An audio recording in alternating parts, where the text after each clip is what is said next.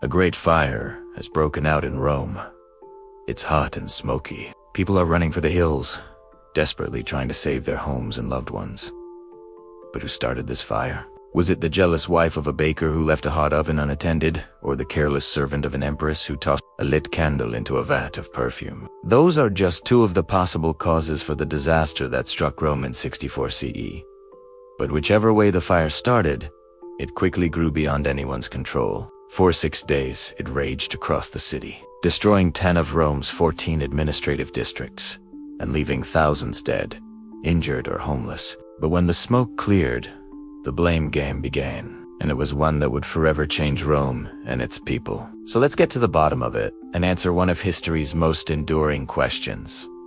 Who really burned down Rome? Emperor Nero was only 17 years old at the time of the fire. That might be hard to believe, considering how much destruction he caused, not just in Rome, but throughout the Roman Empire. He murdered his own mother, stepmother, and pregnant wife. He hosted feasts, inviting 8 men of only one type, bald, short, or fat. And he dressed like this, which, if we're being honest, is pretty lame for someone who's supposed to be the second coming of Augustus. And yet, despite all that, his image was carefully cultivated by his PR team. The historians Suetonius and Tacitus both wrote that Nero played the fiddle while Rome burned, although they likely meant that he sang and played the lyre. Fiddles hadn't been invented yet. But the image of Nero fiddling as Rome burned stuck around, and in modern times would inspire a metal band and a Monty Python sketch. And that is a shame, because Nero was on some senile old man playing the fiddle as the palace burned down around him. He was a murderous teenager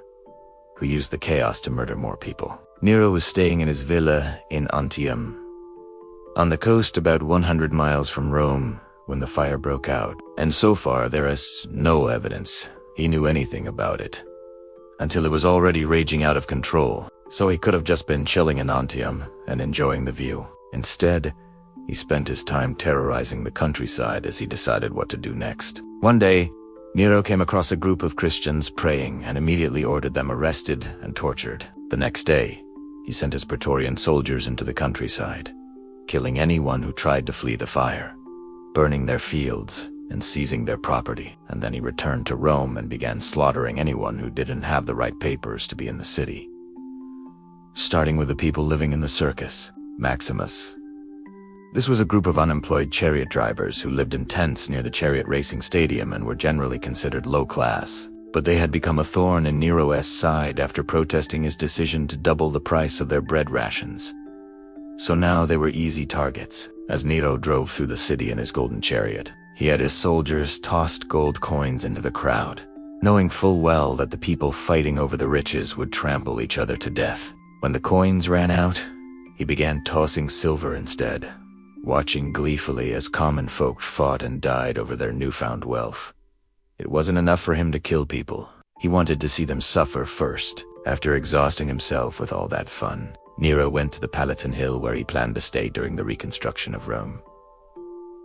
On his way, he had another go at the Christians, executing several of them and forcing others to fight to the death as spectators. Then he settled in for a nice long stay. At least that was the plan, until the wind shifted and blew smoke into his face. Now he was in danger of being poisoned, so he fled to his villa in Misenum, 18 miles from the city. It was here that he decided the scapegoats for the fire would be the Christians, the people of the populist party, and anyone else he didn't like. After blaming the Christians for the fire, Nero had them rounded up and tortured into confessing that they had started the blaze. He even built a special tower near the Colosseum called the Tower of the Ferocious Beasts, and filled it with wild animals whose cages he opened, sending them loose into the city. Then he blamed the fire on the people, saying they needed to be punished for their carelessness.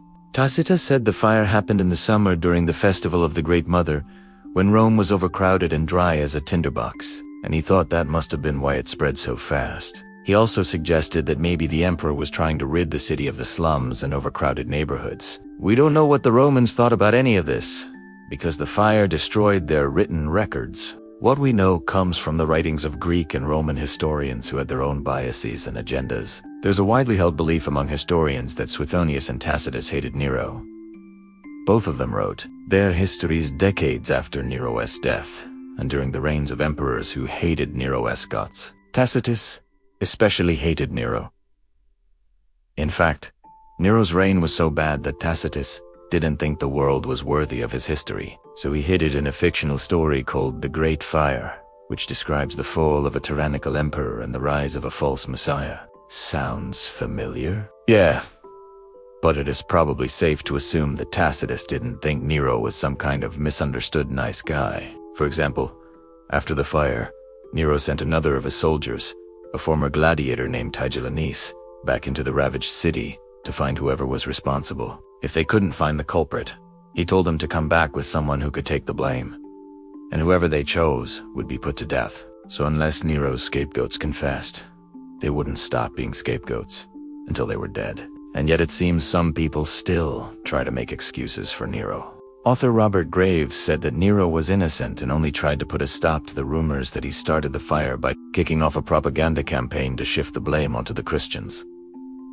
But I ask you, could Nero really have been innocent? Here's a list of things Nero did before the fire that might give us an answer. So let us look at Nero's behavior before the fire and decide whether he could have been innocent. First, his mother Agrippina was assassinated less than a year before the fire. Agrippinus, the freed slave and advisor who killed her, had actually been set up by Nero. But then he felt guilty about it and gave a serious and noble title and citizenship. A scratch on his mom's body implied that she was strangled, but her actual cause of death was a poison that entered her bloodstream through the air pocket in her skull, which was created by a dagger wound. Whoever poisoned her intended to kill her quietly, so as not to draw attention to themselves. But Nero told everyone that he was heartbroken over the loss of his mother and demanded an investigation. That same year Nero married a woman named Poppaea Sabina and got her pregnant, then kicked her out of bed during one of her epileptic seizures. She miscarried as a result,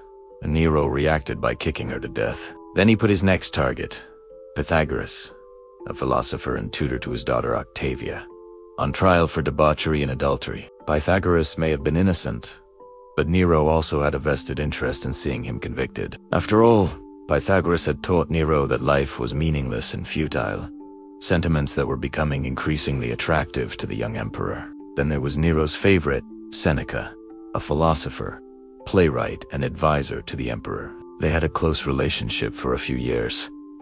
Nero even called Seneca his father. But in 62, Nero turned on Seneca, accusing him of plotting against him. Nero seized Seneca's fortune, banished him from Rome, and forced him to watch his beloved daughter die. But Seneca had stayed loyal to Nero, so his execution was suspicious. In 65, a group of senators attempted to assassinate Nero, believing that getting rid of him would restore the Republic. They failed, though, and many of them ended up on Nero's execution block. Among them was Burrus, one of Nero's advisors, who was so close to the emperor that Nero allowed him to sleep in his bed. Burrus took the secret plot to his grave, but not before telling Nero the names of those involved. That's quite a list of enemies Nero made, but could he really have been innocent of setting the fire? To answer that question, we need to look at Nero's character. If Nero really was innocent, then he spent years meticulously cultivating an evil reputation for no reason. But